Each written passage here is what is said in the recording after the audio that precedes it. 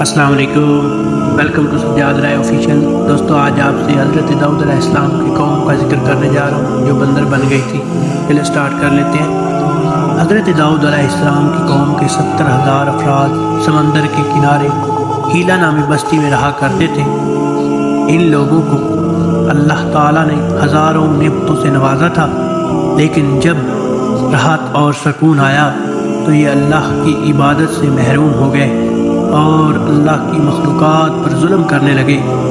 تو یوں اللہ نے ان کو خبردار کیا کہ ہفتے کے دن شکار نہ کیا کرو۔ اتوار سے لے کر جمعے تک جتنا شکار پکڑنا ہے پکڑ لو، لیکن ایک دن اللہ کی عبادت اور مخلوقات کے امن کے لیے رکھ دو۔ تو یوں اللہ نے ان کا امتحان لینا شروع کر دیا۔ وہ اتوار سے لے کے جمعے تک سمندر میں مچھلیاں پکڑنے لگتے تو مچھلیاں زیادہ مقدار میں ہاتھ نہ آتی، اور ہفتے کے دن سمندر کو دیکھتے تو ان کو بڑی بڑی مچھلیاں نظر آنے لگتی۔ ان لوگوں میں سے ایک شخص کو شیطان نے ورغلایا کہ پریشان کیوں ہوتے ہو، میری ترکیب پہ عمل کرو، تم شکار سے کبھی محروم نہیں رہو گے۔ تو بس شیطان کے کہنے پر اس شخص نے ہفتے کے دن کانٹا لگا کے ڈوری کو سمندر میں ڈال دیا کہ مچھلی پھنسے۔ شیطان نے کہا، تم اس مچھلی کو اتوار کے دن نکالنا، اور یوں ہفتے کی غربت بھی باقی رہے گی اور تمہارا شکار بھی ہو جائے گا۔ بس شیطان کی بتائی ہوئی ترکیب پہ ہفتے کے دن مچھلی پھنسی رہتی اور وہ اتوار کے دن نکالتا اور خوشی سے کھاتا۔ جب آس پاس کے لوگوں نے پوچھا تو ان کو بھی یہی ترکیب بتانے لگا، اور یوں اس قوم کے کچھ لوگ ہفتے کے دن مچھلی پکڑنے کے لیے جال پھینکتے اور اتوار کے دن نکالتے، اور کچھ نے تو اس سمندر میں سے نالیاں بنا کے چھوٹے چھوٹے تالاب بنا دیے تاکہ اگلے دن جیسے ہی مچھلیاں یہاں سے گزریں تو ان تالابوں میں پھنس جائیں، اور ہم اتوار کو ان مچھلیوں کو نکال کے پکا کے کھائیں گے۔ اس گاؤں میں کچھ اللہ کے خاص بندے بھی موجود تھے جو کہنے لگے، اے لوگو، اللہ نے ہفتے کے دن شکار سے منع کیا ہے۔ یہ جو تم جال پھینک دیتے ہو یا چھوٹے چھوٹے تالاب بناتے ہو، ان میں ہفتے کے دن اگر مچھلی پھنستی ہے تو یہ شکار ہفتے کا دن کا ہوگا۔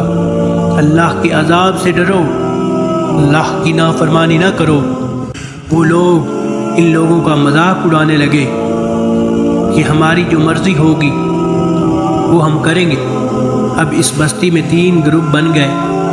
ایک گروپ میں 70,000 لوگ تھے جو نافرمان لوگوں کی بار بار اصلاح کرتے، دوسرے وہ جو ان لوگوں سے نفرت کرتے اور خاموشی اختیار کرتے، اور تیسرے وہ جو گمراہ ہو کر اللہ کی نافرمانی کر رہے تھے۔ تو یوں نیک بندوں نے اس بستی کے بیچ میں سے ایک دیوار کو کھڑا کر دیا اور یہ حکم نافذ کیا، اللہ کی نافرمانی کرنے والے اس طرف ہو جائیں، اور جو اللہ کے فرما بردار ہیں وہ اس طرف رہیں گے۔ وہ سارے لوگ بار بار اس سے کہتے رہے، اے لوگو، اللہ سے ڈرو۔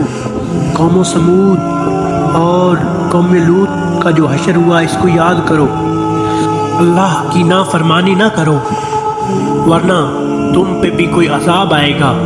وہ سارے نافرمان جن کی تعداد تقریباً 12,000 تک تھی ہنستے رہے کہ یہ تو سب کتابی باتیں ہیں، ہم پہ کوئی عذاب نہیں آئے گا۔